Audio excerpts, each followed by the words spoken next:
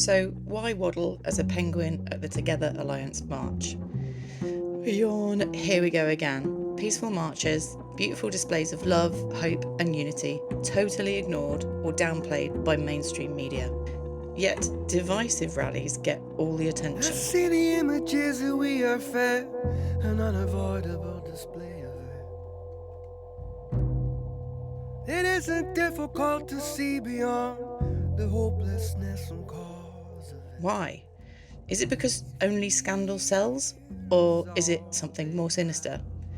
Because marches, even if misreported, matter. And here is how this love will carry us, 'cause nobody wants war. They're a gateway to further action, a necessary part of a bigger strategy, and they give us hope. Nobody wants to fight anymore. I've seen it firsthand as a coordinator of Exiles marches. Hundreds of thousands of people gathering, yet media coverage is sparse. What little narrative there is skews towards division and fear. But the accurate account of events is that these marches unite us.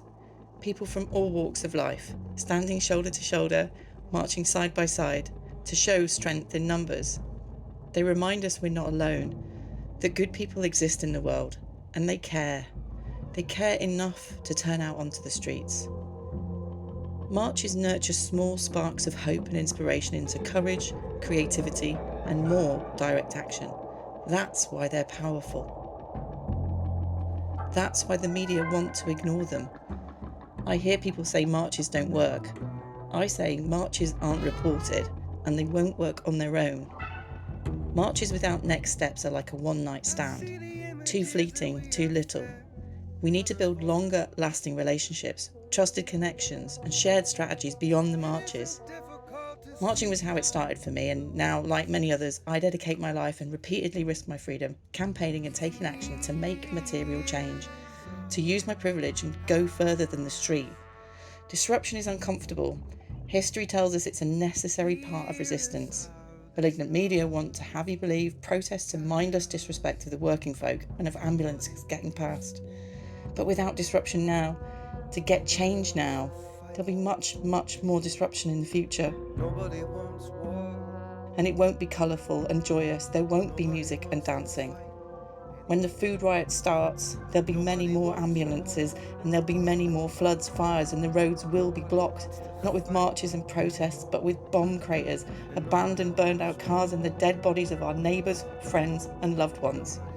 Just like what's happening around the world now in Palestine, Iran, Sudan, Syria, Lebanon, the list goes on. The peaceful protesters will be long gone. We urgently need to change the media narrative.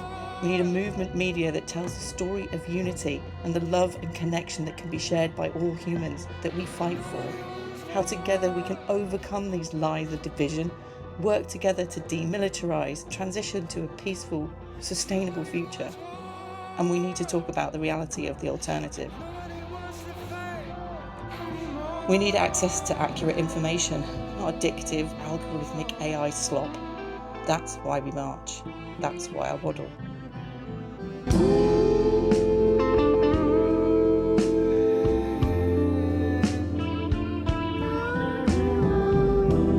Handing out flyers, encouraging others to take the next step, to organise, to make a Together alliance with your neighbours, to start a news club, join the Media Consumer Union, join the revolution, do something, march and more. Tell the new story of hope, love and unity.